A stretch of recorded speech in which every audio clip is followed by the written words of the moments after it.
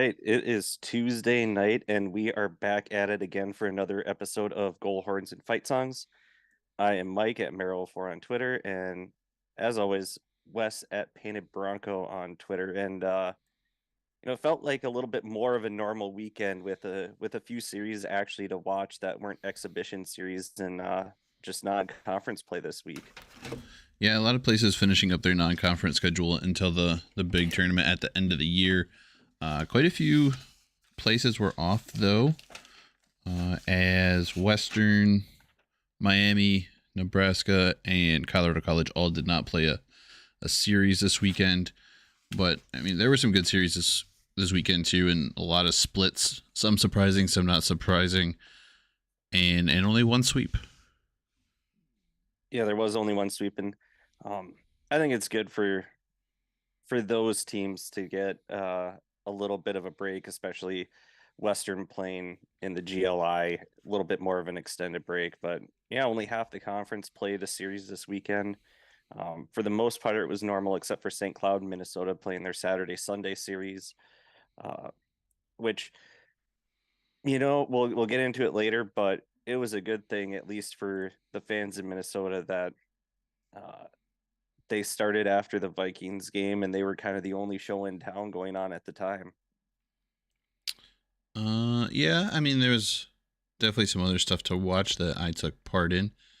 I did not watch the Sunday game. I did watch the Saturday game. Saturday game was decent, but like you said, we'll get into that later. The first thing I want to get into is some recognition of people who kind of tend to go unrecognized. However, they are getting a lot of recognition this last week from a couple different sports, and that is the athletic training staff across all sports. The NFL had their incident with the Buffalo player, and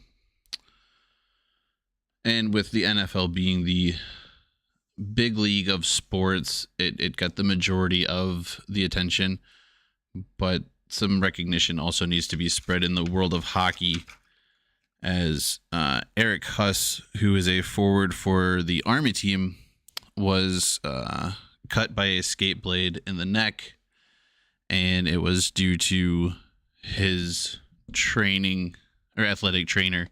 I'm going to say her last name wrong. I guarantee it. Rachel, we're going to say Leahy. Her quick response was able to essentially save Eric's life, really. They were able to get it under control and get him to the hospital, where he successfully underwent surgery, and he is now healing from that. In fact, the Atlantic Hockey Conference named Rachel as one of their players of the week, and their little quote was, Army ATC Rachel Leahy's quick action Thursday kept a serious injury from becoming catastrophic. There was no bigger play made in college hockey this week. And honestly, I think that kind of sums up just the true nature of what those guys do. They may not be called very often, but when they are, it's their ability to respond and fix it or take care of situations like this is something that shouldn't be looked over and should be acknowledged when it happens, for sure. And we always see their quick response in any sport to get out there to help the athletes. Obviously, some sports there is more danger involved in others, but a lot of people think of the trainers as, okay, they're going to tape an ankle. They're going to be like, yep, your leg is broken. Really, thanks. It's hanging off to the 90 degrees. But they do a lot more, especially with the more serious injuries. And they're,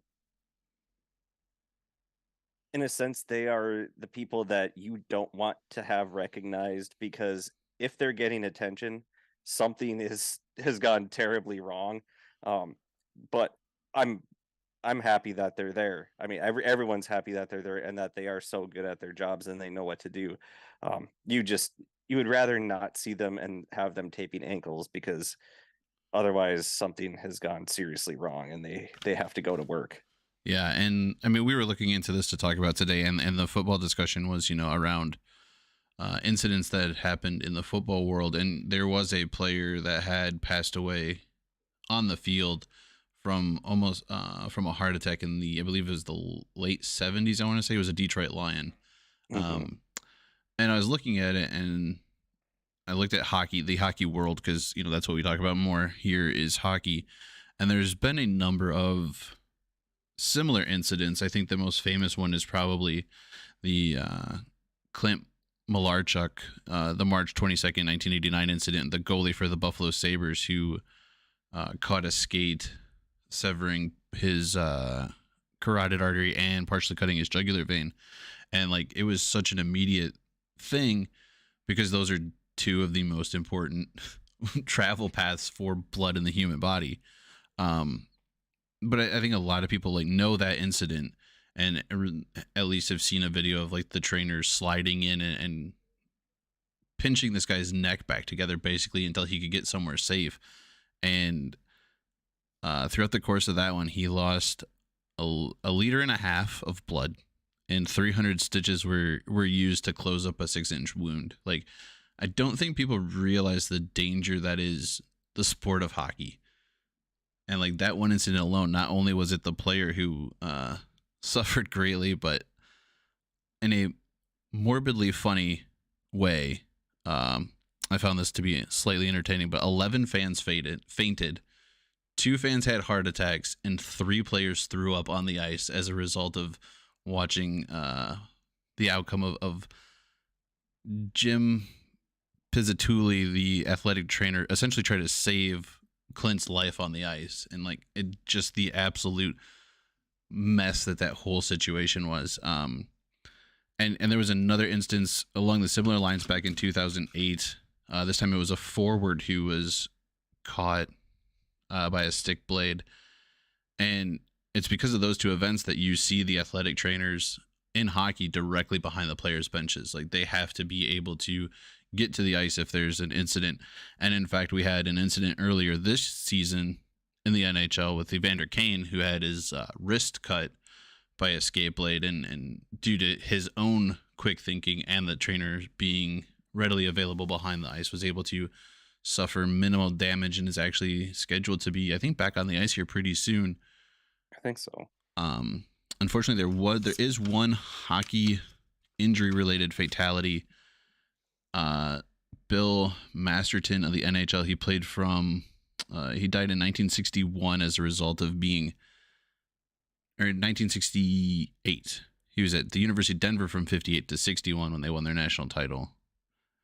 But he passed away in 1968 after being checked by 2 players, causing him to essentially fall back on his head.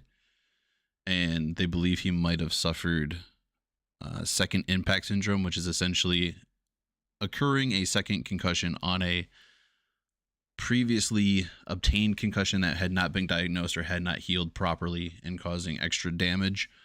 And this was in the era before helmets were a thing. And in fact, it would take another 11 years before the NHL would finally mandate helmets because it was seen as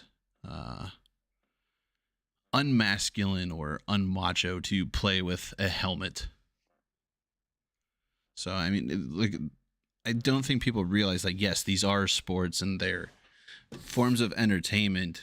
And all sports have their dangers, but hockey's kind of the only one where guys are skating around with razor sharp blades attached to their feet, and somehow that is not what has caused a death, but in fact it was just the impact on a hard playing surface of the ice that is what actually caused a related death, because while he didn't die on the ice, it is the only injury sustained in the course of play that has led to a death. And yeah, I think he ended up passing away 30 hours after his fall. So again, it wasn't an actual like on ice incident, but we've seen a couple instances that if people hadn't responded quick enough, they very well could have been. There is a lot that goes into it, and there is a great article that was written in the Athletic about the athletic trainers and just what, especially the sport of hockey, with the Chris Pronger incident, which it was very similar to what Damar Hamlin's going through, where Pronger got hit in the chest with a puck and his heart stopped. Uh, but just all the protocols that all these teams go through, how close they have to have doctors and trauma people, and um, with Malarchuk, he got lucky that the trainer was a combat medic in Vietnam, so he knew what Yeah. he was doing. Now they're trained on what to do if this happens, because you never know what's going to happen in sports. Yeah, no, You know, they are trauma care is one of their requirements to be an athletic doctor or training athletic trainer or team doctor, whatever they're called. But yeah, they're trained in legit trauma care in case something like that happens again. And like I said, it while it wasn't a neck injury, we've seen one pretty recently that could have resulted in more injury or been a worse injury if it hadn't been for yet another quick response on the ice. and I know there have been a couple Achilles that have been stepped on where the blades go down, but yeah, props to the trainers. You want to know that they're there, but you never want to have to see them. Right. But when you do, they do an amazing job, and so they do deserve the recognition. And I think we also have to recognize that yes, again, this is a game, it's a sport, it's entertainment to some of us, but it is dangerous. You know, all four major sports have their dangers. I would almost, looking at all the risks, think that hockey is probably the most dangerous of the four major sports, but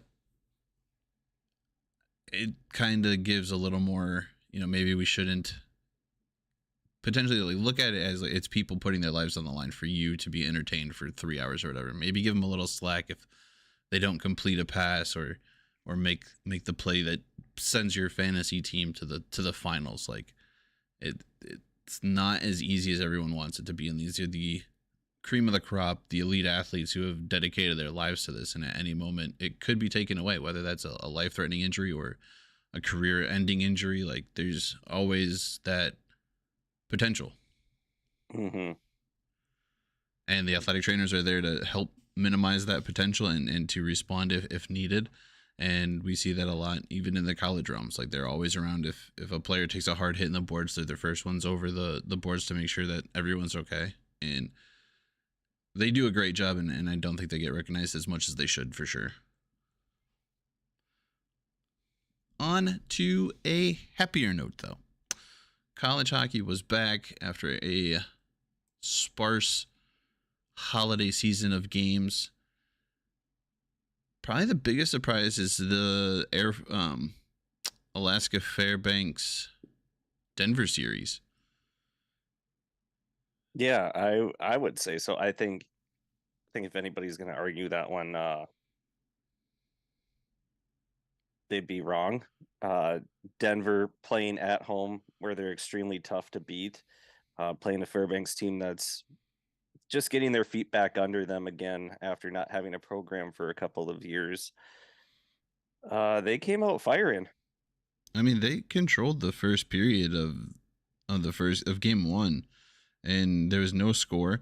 Denver takes I don't know, maybe you can say it was a little rink rust from not having played since playing Lindenwood in early December, but Denver did not look together.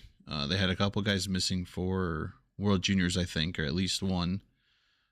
They took a 5-minute boarding in the second period, and that was kind of what allowed Alaska to capitalize the most. They got two goals on the major, and you know we talk about it all the time how you can't give teams opportunities with minor penalties, let alone a major, because a major doesn't end once you score. You can kind of stack them up, and UAF was able to do just that.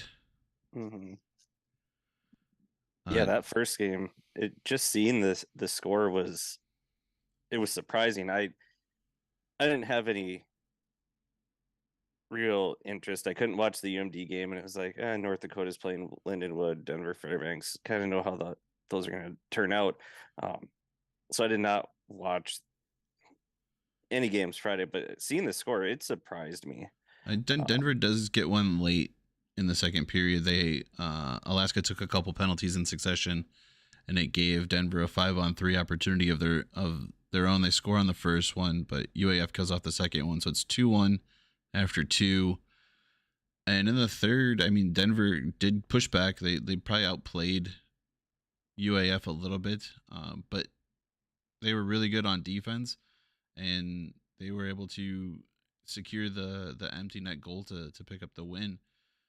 And it was one of those long shot defensive zone uh, empty netters that you don't necessarily want to see, but it hit the back of the net. And game two, Denver came out and looked like they had definitely shaken off the rust. It was 3-1 after the first, and it would stay that way until the third when Denver just blew the doors off of it and ended up winning 7-2, and even got their extra goalie in for a little bit to at least get some game time on the season, as I believe Corona's been playing the majority of games here for them. Yeah, that second game, it's more of what I expected. Not that much of a blowout, but the other games ended. I could nope, never mind. The score is I think it was I don't know. I think it was 3-1 when I saw it, and I was like, "Yep, it's early on. This is going to go about how I think it is going to go." So, uh, definitely a surprising split, especially for Denver at home. And I do think kind of the layoff and them not having an exhibition game in there somewhere. I don't think that helped them. I don't know how much it hurt them, but they might have been overlooking Fairbanks a little bit, and maybe looking at next weekend and or this coming weekend and to getting back into conference play. And then that was they got kicked in the butt, and all of a sudden we're like, "Oh, yeah, guys, we should not have lost that game. Let's show them who we actually are." Yeah, I mean, they have Miami coming up this week. We'll look more into that when we do start talking about the series this weekend. I think we can move on from that because I don't have much to say about that, and move on to North Dakota and Lindenwood. I did not watch either of these games. I did have the second game on, and I was paying attention to the score, and it seemed like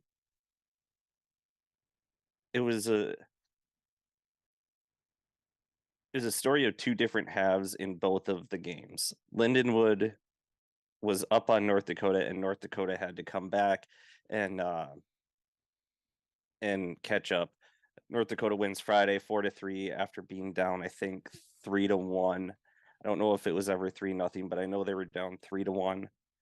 They came back to win 4-3, and then as I was watching the UMD game and the Saturday game, I had there's the North Dakota game up in the little side, and then I had the St. Cloud, Minnesota game on my computer, and everything that I watched from North Dakota, they just did not the first half of the game, they looked out of sorts, and I kind of feel like that's how it went in the first game. Lindenwood escaped the first period being up 2-0 after killing off 7 straight minutes of power or of penalties.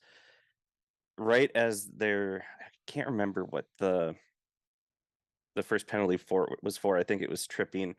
And then right as it expired, they took a 5-minute major for cross-checking, and it was at the end of the period. North Dakota had some good opportunities, but Lindenwood was able to survive, um, get out of there 2-0. North Dakota then stormed back. I think they got at least one power play goal, and that was the thing. Lindenwood was they kept taking penalties, and then when Lindenwood had their power play, North Dakota's penalty kill stepped up, and it was just watching North Dakota take that next step into that gear and say, "Okay, you guys are a first year program. We need to. We are not. We are North Dakota. We're playing at home. Let's go out there and play the way we know how to play." And so they stifled Lindenwood offensively, and the majority of the rest of the game, from what I saw, was played in the Lindenwood end.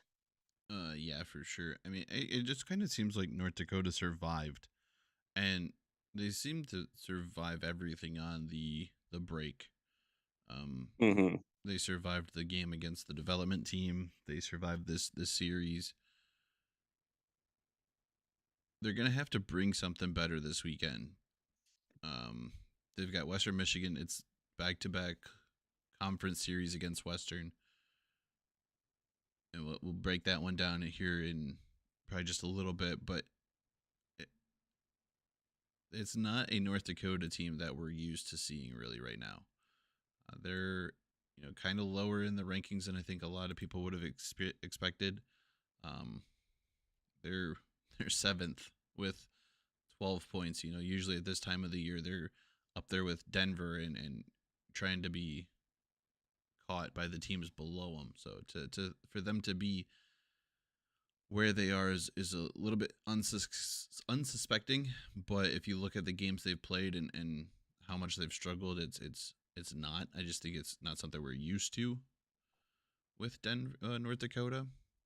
But they did survive the weekend and they did come away with 2 wins, adding to their overall record win. It gets them back above 500. But it'll be interesting to see where they go here in the second half of conference play and the push to the tournaments. Yeah, the push to even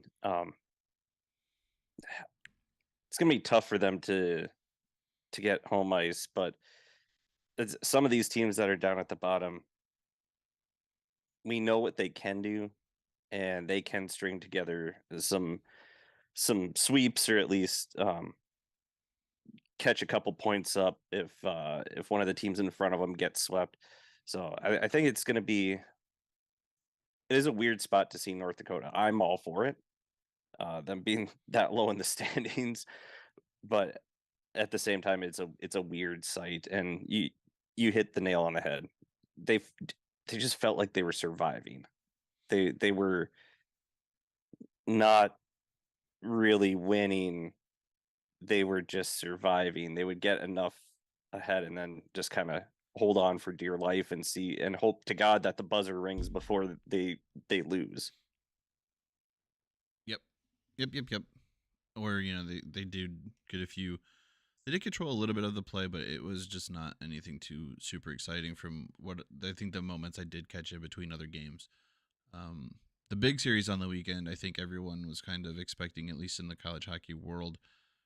The first game, it's the opening of the CBS sports schedule for the NCHC. I don't know that they could have picked a better game to kick this off with, honestly. And the play of the game was freaking incredible, and that being the Minnesota St. Cloud State Series. Teams came in ranked 2 and 3. I think Minnesota had the slight edge there. 3 and 4. Minnesota Oh, was three, three. four. St. Cloud was four. Okay. Yep. Um, and it was everything that you would expect teams to be that close in the rankings to be.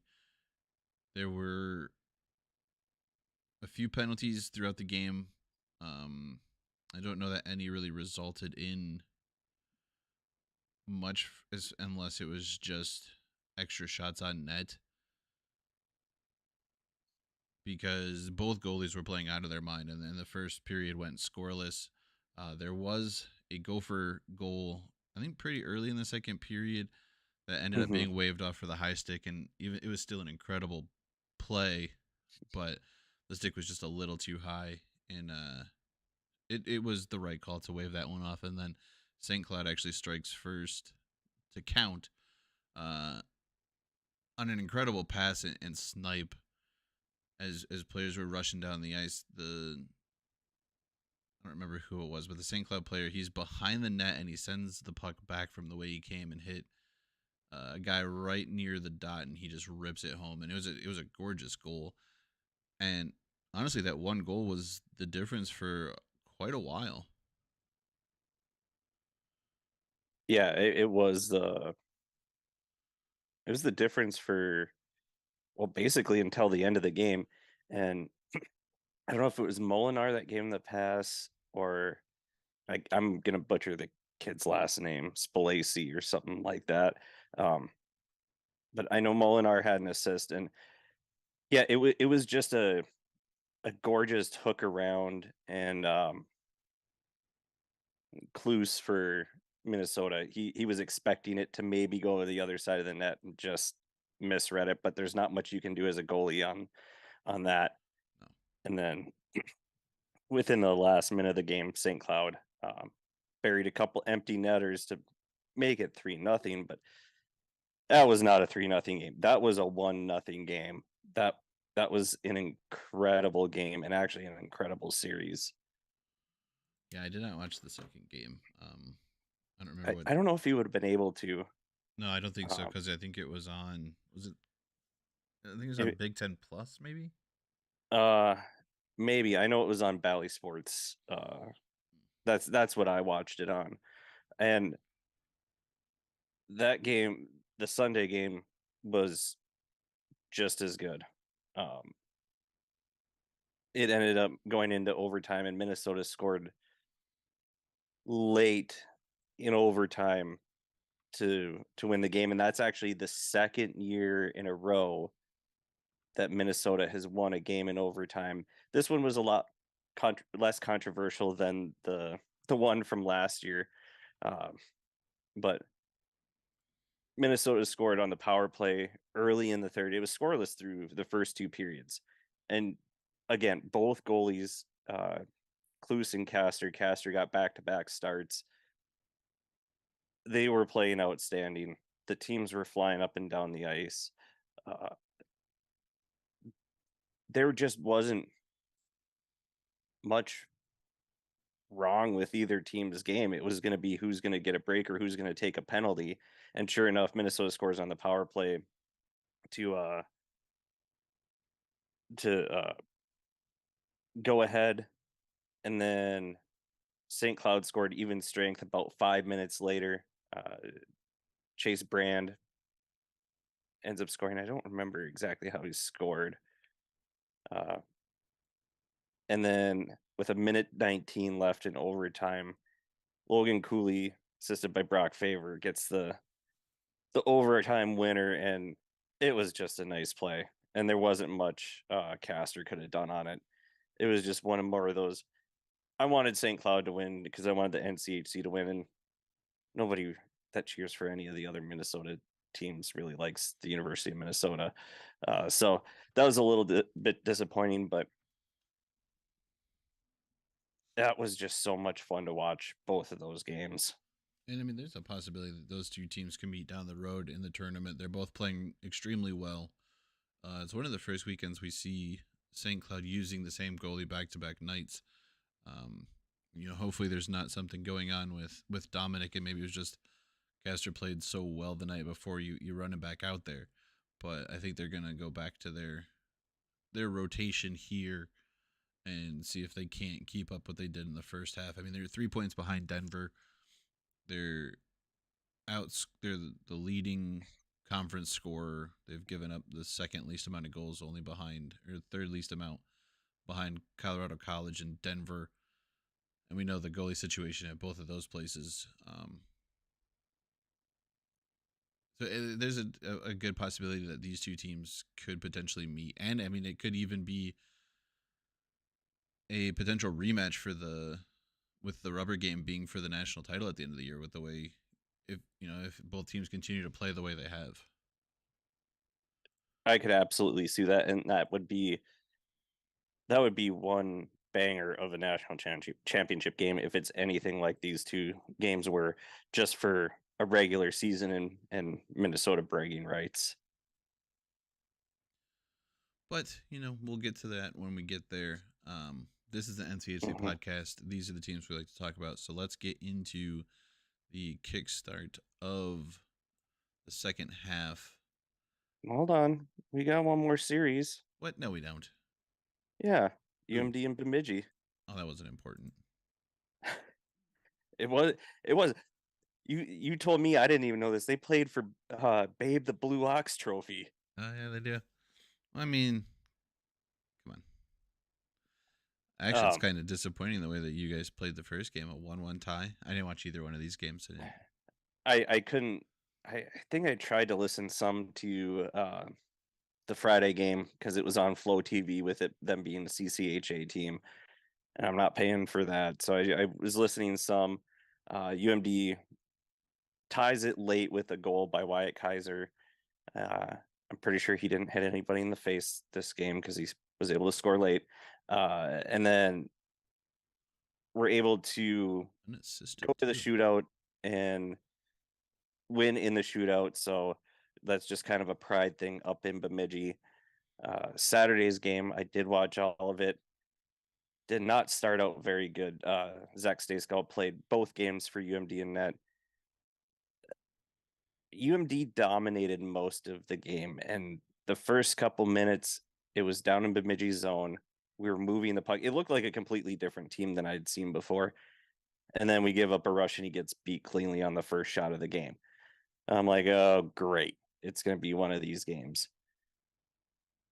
UMD comes down and scores three in a row, three unanswered goals in a row. And they just looked so much more comfortable. And there was a nice, I think it was the first goal that we scored. It was a beautiful uh, tic tac toe play that Goats started, and then he came down from the slot and was able to finish it in the slot. Uh, Bemidji cut it to 3-2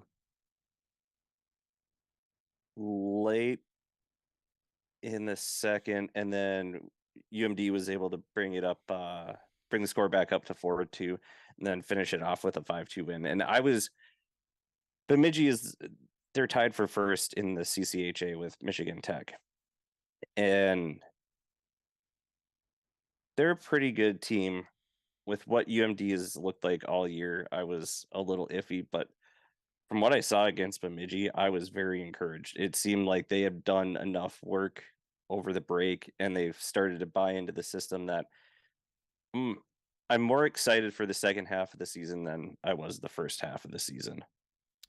Ooh, you guys are 9-10-1, slightly below 500, or at 500. I don't know what they consider it, slightly below. But Man, I don't know.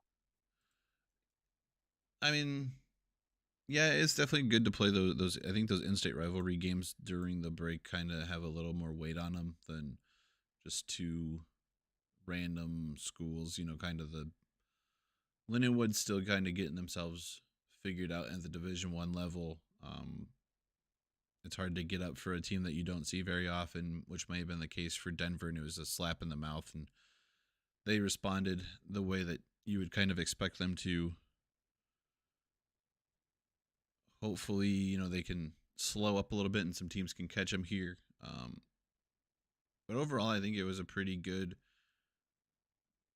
break for the NCHC. Big tournament win for the Broncos. For the most part, I think it was a slight. I want to say maybe it was slightly above 500 as far as overall record for the over the break with non-conference games and the like. Quite a few splits. Uh, you know, the tie between St. Cloud and Minnesota, um, or the win and the tie for St. Cloud. So either way, I think that the conference is still what you expect it to be, and the closer we get to tournament time, the more that these teams are going to be looking to get better every weekend and fight for those coveted home ice spots and try to get better seeding for the national tournament and hope to bring another title to this conference.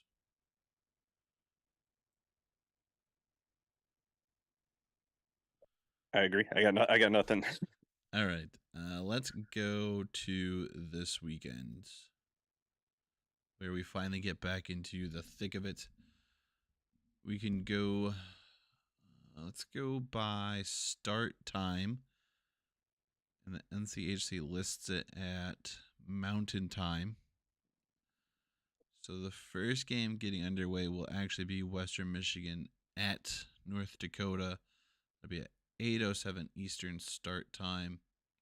Again, this is, you know, these two teams met before the break. North Dakota got the better of it here at Lawson with a shootout win the first night and a shutout win the second night. Shootout and shutout; those were not said the same. Um, Western responded well with 16 goals in the GLI. I think the boys have kind of. It'll be interesting to see what they can do. They did have a little bit more time off with North Dakota having played this last weekend and them not playing since the tournament. They will have Coach Ferschweiler back from his appearance in the World Juniors, where he helped Team USA earn a bronze medal. If North Dakota is thinking this is the same Western team they played a month ago, they're sorely mistaken, and they're going to have to play essentially the way they did. They're going to have to play better than they did here because Coach Ferschweiler said that neither team was really playing all that well, and North Dakota just kind of outdueled Western Michigan for whatever reason on their off weekend. But this is a team that we've seen all year that is dangerous, can be dangerous, and if you don't bring your A game and they do, you're in for a rough night. And I don't know that North Dakota's goaltending is really going to be up to the task if Western brings their A game like they should. I think Oh, there and did I mention that Jason Poland, who's leading the nation in goals, is also leading the nation in hat tricks because he had back-to-back hat tricks in the GLI. He's up to 5 now, and I've been in the building for every single one of them. that you cannot go to any more games, at least when they play UMD. I think there's a couple of factors in this series for me. Is one, how does Western start having the little bit longer layoff? Um, do they come out like potentially Denver did against Fairbanks with a little bit of rust? And well, actually, how both teams start. Does Western come out with a little bit of rust? Does North Dakota start how they started against Linden, win both games? Um, how is that going to affect things? Is North Dakota going to be? Are they going to be frustrated and know that they can play better than what they played against Linden and come out fighting stronger, or are they in survive mode now still again? Um, is Western too overconfident? Probably not, but it, it's an interesting series to start back up again, especially like you said, with North Dakota playing last weekend, but them in not winning the games, they're more surviving them. I don't think that's going to bode well, and Western is not going to be happy with what happened at Lawson. So they're going to want to do what North Dakota did to them at home in Grand Forks. Yeah, I mean, Western's got to be able to hopefully keep some of that momentum coming from the tournament. They had enough time to celebrate it and really avoid the next weekend hangover that can sometimes come with a big win like that. There were a lot of local guys on that team, so the GLI was something they were really looking forward to and wanted to play well in, and so it was big wins for them. But we're back to conference play, and every game matters, and these games are becoming more important as the season goes on. And you had to be consistent. Like this is a conference where literally anybody can turn it up at the right time and make it difficult on the teams above them for home ice. But Western's shown time and time again that they're a team that is hard to play no matter where they're at. Their first line is top tier in the country. North Dakota was the most successful team at shutting that down. Was that their play style, or was it just that Western had an off night? I guess we'll see. But I'm hoping that the time off will actually have be better beneficial to Western, and they can get healthy. They could have celebrated their championship, and they can get their heads on right and get back down to business and take it to a team that we've kind of struggled against, especially in their home barn. But we do also have a pretty good history of stealing games and sweeping series there. So if we can stay on that side of history, it'll be a good step forward to moving back up the rankings here. And we say it almost every week. Don't make friends with the visiting penalty box attendant.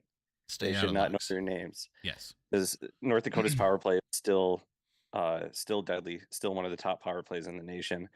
And I think if Western wins the special teams battle and takes fewer penalties, they'll be in pretty good shape.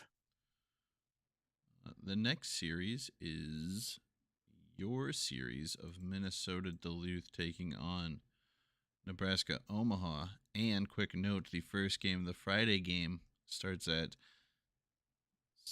8:30 Eastern, 7:30 Central, and it'll be on Hmm. CBS Sports Network.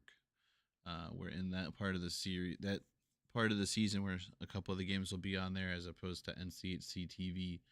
Um, whereas we are in conference play, so all these series, aside from probably that game, should be on NCHC TV.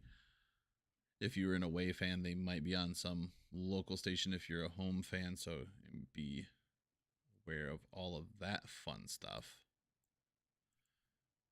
But this could Um, could be a pretty good series. I'm looking forward to this series, especially the Friday game, because I want to know, was the team that I saw on Saturday play the team that's going to be going forward, or is that just something that they played like, the way they played against Bemidji for whatever reason that second night? Um, I think Omaha being where they're at in the standing, it's going to be a good matchup and a good measuring stick in the sense of, okay, if we really want to make this push, we need to impose our will. Yes, it is in Omaha, but if we play the way that we played on Saturday, this is a lot better team than the first half of the year.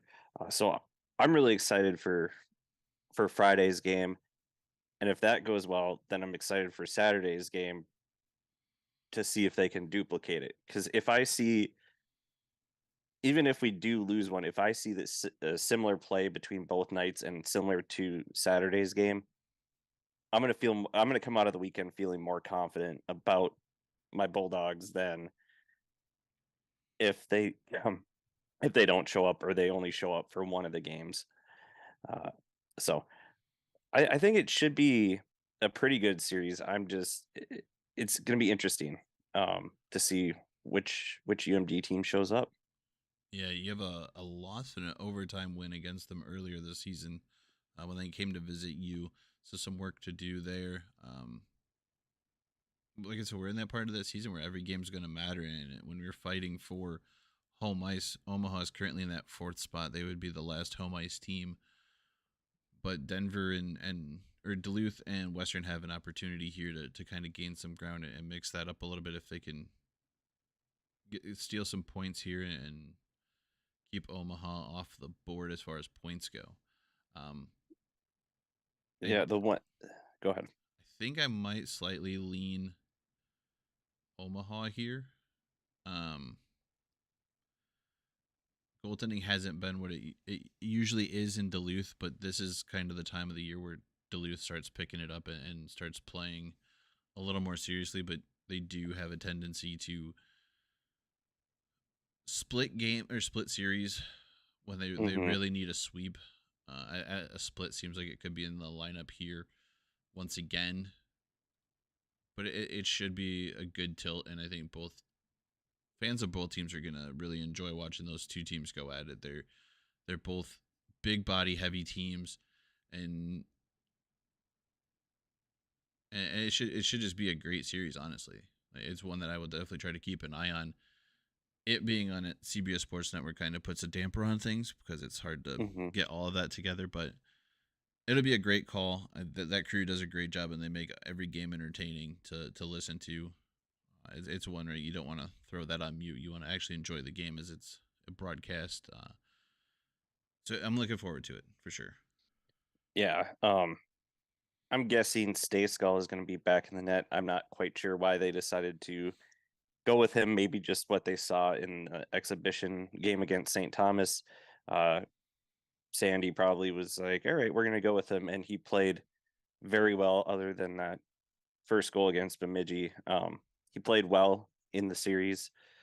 Uh, and then one note for UMD, I didn't realize this, but right before the break, they did lose Blake Biondi for the year.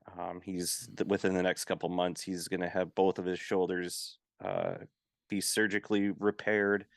So that's a he wasn't having the greatest of years, but that's still a blow as far as leadership goes, and a guy that's uh, kind of been a go-to the last few years for the team. So I hope he gets better. I hope this works for him. But just kind of a bummer when a name you know, especially being from northern Minnesota, he was a Hermantown kid. Uh, you hate to see it happen, but as long as he's better and he can move on, uh, come back, and then maybe get move on the professional ranks too. That'll be good. Yeah, I mean, hopefully he does come back and heals up from that. And it is a big loss, but they've got a lot of talent on that team that I think can it gives an opportunity to some of the younger guys to get some experience and play some meaningful games as opposed to just kind of those last minute games if they don't count type of situation. So it's Hmm. a good experience builder for the younger guys who are going to have to step up and take some of those minutes that he would normally fill in for. Yeah, the younger guys have been they have been stepping up more. So it is it's exciting. It'll be a fun series. Uh, Next up, We have this one. Colorado Ooh, College. I'll tell you what. This one is another 8:30 Eastern, 7:30 Central start time. This one, if you would have told me at the beginning of the year the implications that this series would have, I would have told you that you were out of your mind. Hmm. This one, legit, low key, could be the series of the weekend. Um, they're sitting 2-3 in the standings. Colorado College at St. Cloud. The goaltending for both of these teams has been ridiculous. And It's outstanding. Berko comes back from playing with Team USA, earning that bronze medal. Uh, Matt Vernon filled in pretty well for him against the Princeton Tigers. We know what Jackson Castor and Dominic Bassi have done for St. Cloud. A couple former Tigers once again playing their former team in Dominic Bassi and Grant Cruikshank.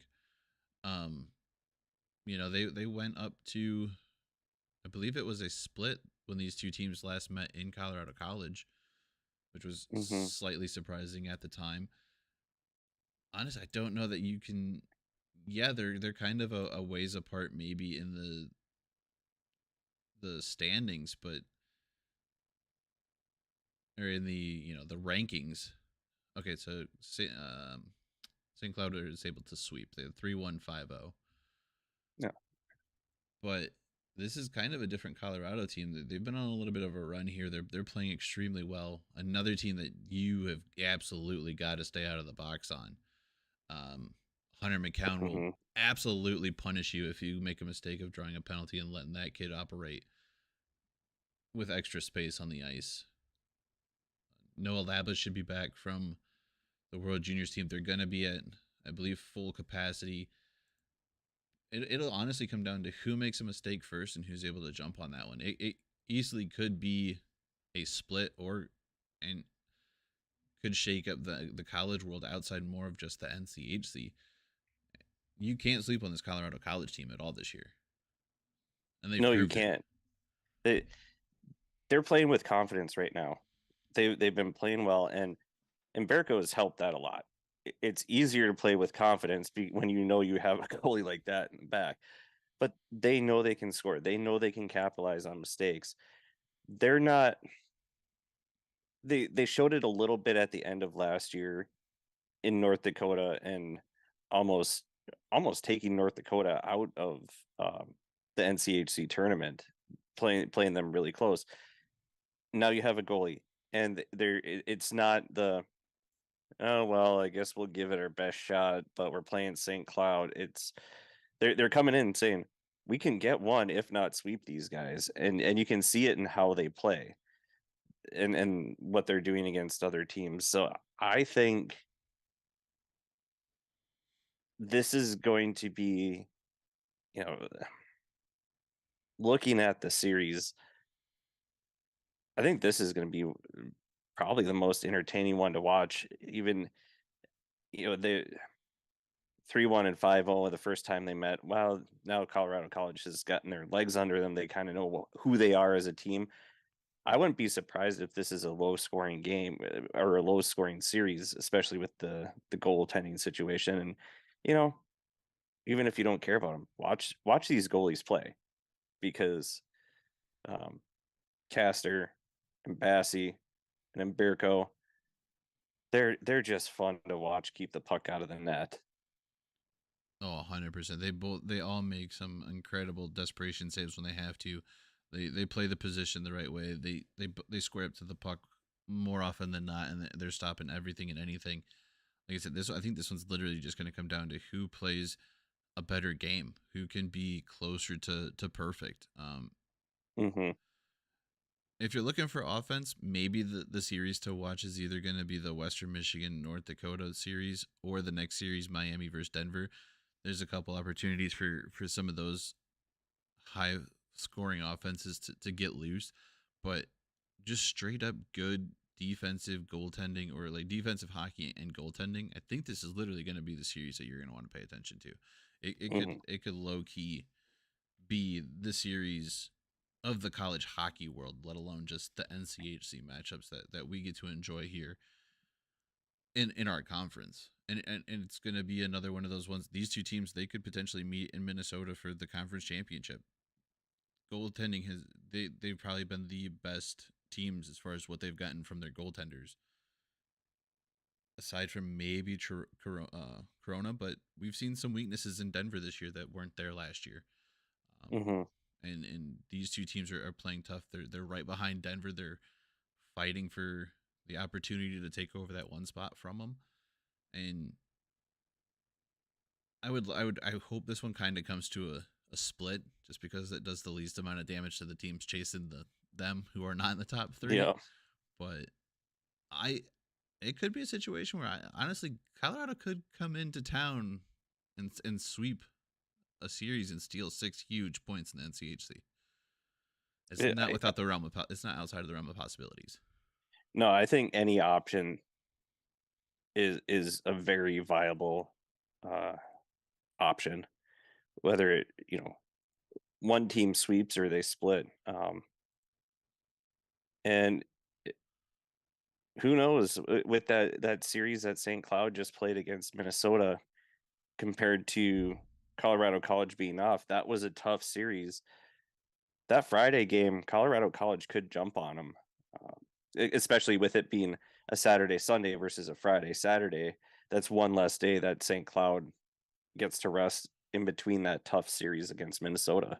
I mean, I don't know if he played in the third or in the bronze medal match, but I mean, Empirico's coming from training with some of the best players in the country, if not the, and playing against some of the best countries in the world, under a certain age. So it's not like he was sitting on his couch last weekend. He was actually probably resting a little bit from having played that tournament. That's more than just 2 games on a weekend. So Hmm. he might be recovering a little bit from that, and this could very well be a great opportunity for them to jump on St. Cloud after the weekend they had and the heavy hockey they played. And it's a great point that you bring up, having played Saturday, Sunday, and now going to Friday, Saturday. So things could line up for a Tigers win on Friday and potentially a sweep. I would not be surprised if Colorado somehow managed to steal a sweep here. Like it wouldn't No, be surprising. no, not at all. I think a split is more likely, but I could see it happening. The final series to get underway, it'll be a late start here on the East Coast for Miami fans. It'll be 9 o'clock, 8 o'clock Central on the NCHC TV. Miami travels to Denver.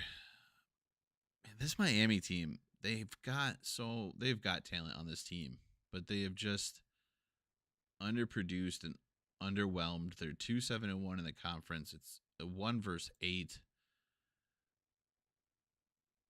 I don't expect a lot out of them honestly, and it feels mean to say that, but they haven't shown a whole lot. They did play better last weekend against they played a Saint something. Oh, St. Lawrence. St. Lawrence. I believe they did win the first game. I think they split with them their series. They did not play last weekend. Denver did. Denver had that loss to Fairbanks that they recovered from on Saturday. If Denver overlooks them, there's a chance Miami could win a game.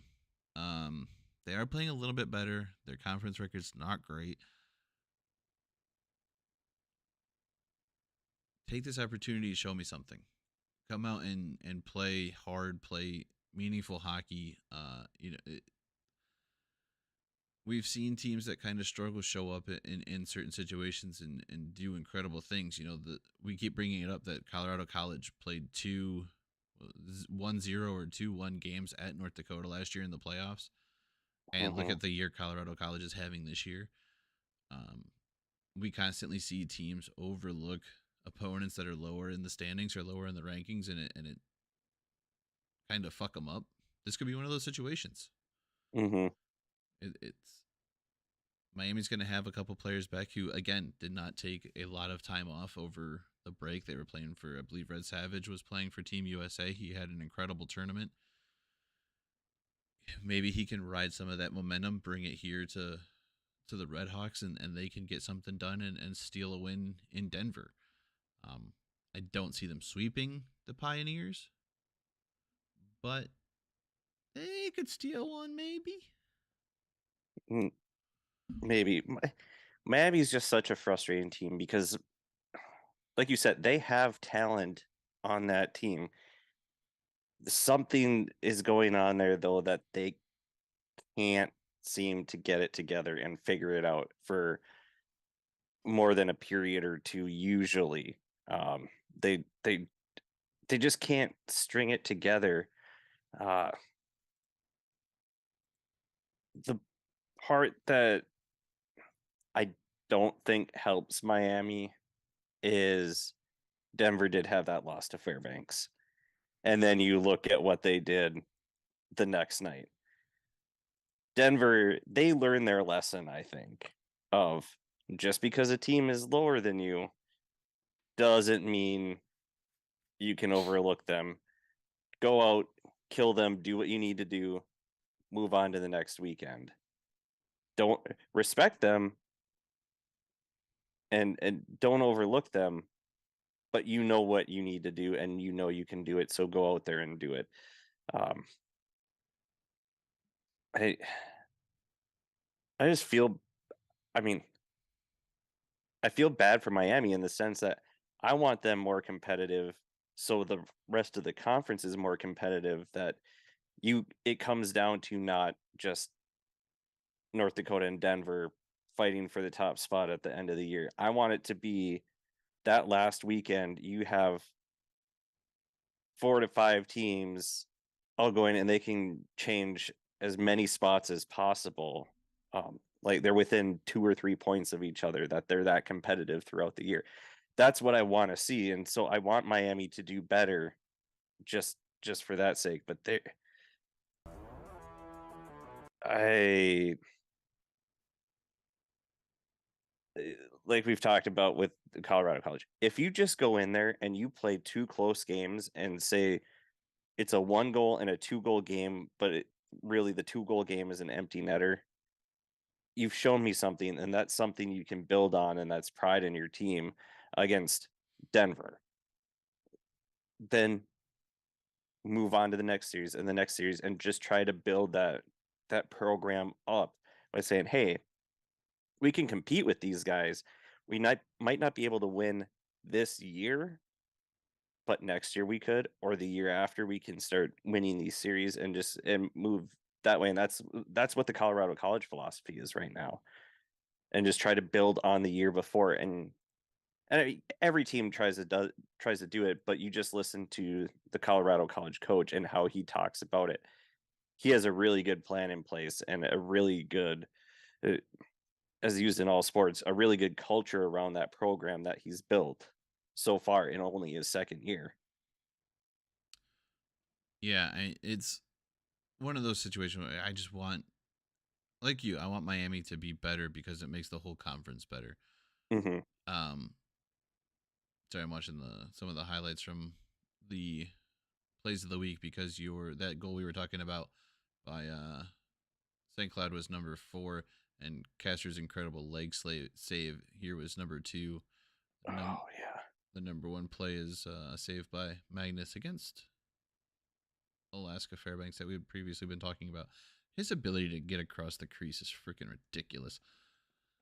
It hurts me. I have to like, you know, put a heat pack and like ice my groins and stuff because I hurt watching him.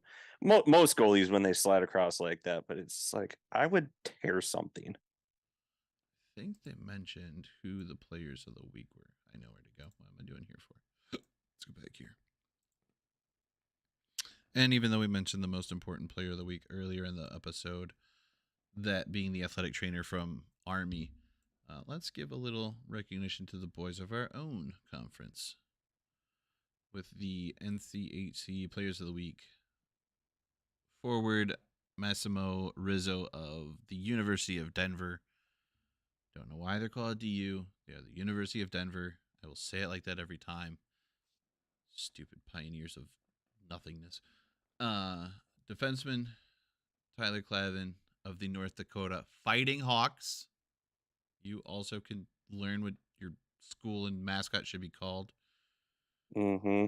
Uh, and there's 2 players representing the North Dakota Fighting Hawks, and that would be rookie Ben Strinden and goaltender of the week, who we just mentioned having an incredible save as the play of the week, or no, number 2 play of the week, Jackson Castor, for his incredible performance on the weekend series with Minnesota. And really, he seemed to be the most deserving goaltender of the week. Everyone else kind of split, and you can't really say that the North Dakota goaltender did enough to earn it, giving up 7 goals on the week or 5 goals on the weekend.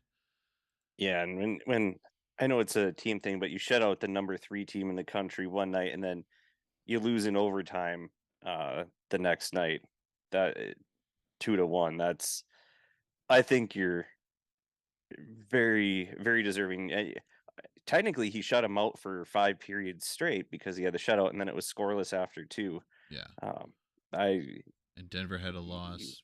Worth it. Um, Maybe you can make an argument for. Wait, what does States Call do? A win, He a gave up. tie, and He he gave gave up up 3 3. goals on the weekend. I mean, maybe you could say him too, But but again, I he think didn't shut out the the number 3 team in the caliber of nation. opponent there outweighs Yeah. for Castor. Yes. Honestly, I think the NCHC does a pretty good job of picking players that to represent the conference as their player of the week. Every once in a while, we might have an argument. There could be an argument to be made, but we don't have a vote, so it's just a fun topic for us to discuss here. Hmm. Um, Whether you agree with it or disagree with it, you could always leave that in the little chat. We'll take it up when we get there if we have to. Or tweet at us, whatever. We don't. We'll see it. We'll argue with you every once in a while if we feel so up to it. Yeah, that's probably usually me that'll argue. But We've discussed all the games. Let's do so. Saturday's times are a little bit different. Colorado College and St. Cloud, they get down for a little bit of a matinee at what will be 7 o'clock Eastern, 6 Central, 5 o'clock Mountain Time because the NCHC is based in Colorado, so they give us shit in Mountain Time, which is extremely hard for people to math. Western and North Dakota, they get started at 5:07 Mountain Time, 6:07 Central Time, 7:07 for the away fans here in Michigan. Miami at Denver is a 6 o'clock Mountain, 7 Central, 8 Eastern, and Duluth at Omaha is 6:07 Mountain, 7:07 Central for the hometown fans of everybody in that game. uh, or the away fans in Minnesota. But either way, you guys are all in the same freaking time zone. So, Mm-hmm. or 7:07 if you happen to watch it from the Eastern time zone. I think that was everything. There are no comments to go through. In fact, potentially whoever was watching just left. Is there anything else of any importance to us or the conference Um, that we can think of? I will just say that the number 3 play of the week was that tic tac toe goal by UMD that I immediately messaged you. I was like, "Dear God, was that beautiful?" Nice. Why does that name sound familiar? Who's Alex Stalock? He played for UMD. He was the goalie for the first national championship, and then he was with the Sharks, and then Apparently, he's somewhere in the Blackhawks organization. yeah, he was with the Sharks, and then the Wild, and then I think Because he went somewhere else. He got signed somewhere else, and then yeah, uh, he's I apparently knew he with was with Chicago. yeah, he's apparently still with the Blackhawks organization. But there was a tweet that said emergency backup goalie legend Scott Foster is filling in for Alex Stalock at practice. And if you don't know, Scott Foster played for Western Michigan and played that incredible start, or had that incredible emergency stint with Chicago a few years back. So, a little tie in between the NCHC schools there as we explore the Twitters to find anything and anything worth talking about. I believe Brandon Bussey is still doing Brandon Bussey things for the Portland Bruins. Him and Hunter Shepard are or were near the top of the AHL for save percentage. Another tie into a NCHC goaltender. Let's see what do we get for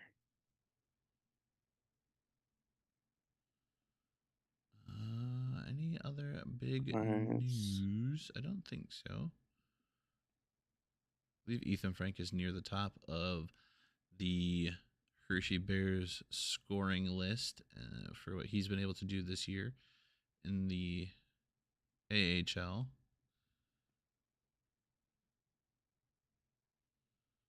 Yeah, I'm just looking up. I think that'll do it, I think though. so too. Once again, nothing in the chat, so we will move on from there. However, if you do stumble upon this later and you want to leave a comment, I'm okay at getting back to comments. It might just take me a couple hours. I do have a regular job that I sometimes ignore for this, but you didn't hear that here. You can hit like if you want to. You can share this if you want to. You can tell us to go eat it if you so feel so inclined to do so. We do appreciate everyone who subscribes. If you do subscribe and you want to know when we are live, hit that little bell notification. It'll tell you. Or you can check in around 9 o'clock on Tuesdays because that is when we're most likely to be live. Every great once in a while, we might pick a game or series to watch and we'll do a watch along, but that's rare. If we do, we will tweet about it on the page's Twitter. That is scrolling across the bottom of the screen right now, almost like I had timed that perfectly. I didn't. It just worked out that way. Sometimes the universe is okay with me. There's the Gmail if you want to send us an email for whatever reason. Personal handles have been under our pictures the entire time. Sometimes we play NHL on my personal Twitch page, which is where this used to be. So if you're still on there, you can hang out with us when we do that and we suck at that video game. Yep. Um Well, depends on the night. Honestly, if the timing is right this weekend, I might have to consider that Colorado College series as one that might be a good one to watch along and just have the Western game in the background of, because that's going to be a good series to watch. we'll make a decision Yes, on it that, will and be. we'll see what happens. I think that'll do it. There's only one thing outside of that. If we've covered everything else, which I think we have, and that would be that pucks on net. Good things happen, like goal horns and fight songs. Until the next episode, we are out of here. Have a good one. Enjoy, and tell somebody that you love them.